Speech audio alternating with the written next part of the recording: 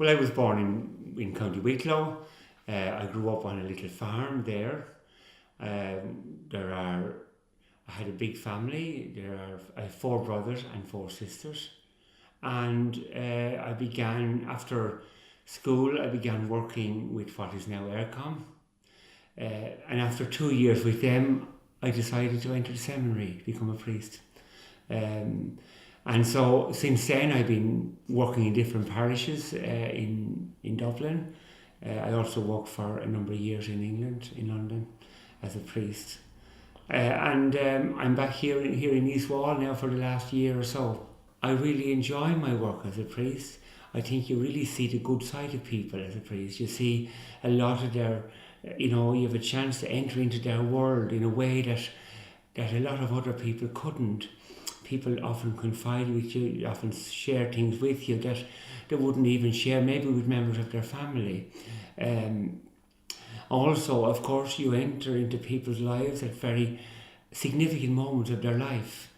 You're there for them in times of funerals, in times of bereavement. You're there for them in times of very happy moments like weddings.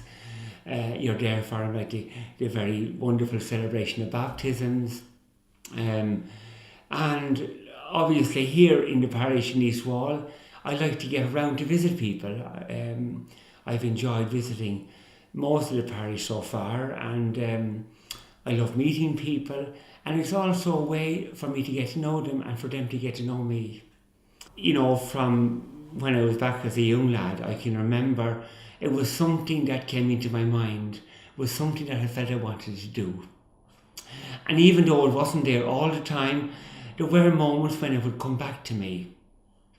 And even at times when I was with Aircom, and obviously I enjoyed sometimes with the guys, the odd pint here and there and whatever, I enjoyed going out as well. But there were times when it would come into my mind. And it just happened very simply. I was actually at Mass one time because we stayed in a house here in Dublin, and the guys used to stay in the house. That look, if you didn't go to Mass, the lady of the house wasn't too happy. Now, I'm not saying I probably wouldn't have gone at the time because I always tended to go, but we used to go along together as a group. And while I was at Mass, I picked up a little sheet in the church, a little flyer, which basically it must have been they were promoting vocations in the diocese. And on the sheet there was this name and address of a priest who was actually organising it, and I wrote to him and said, look, this is something that was in my mind I'd like to do. Of course you have exams to pass, that's one aspect of it. But it's not just about study, it's not just about being able, obviously, there's also a prayer life that you have to develop. You have to, obviously you're taking on a very big commitment.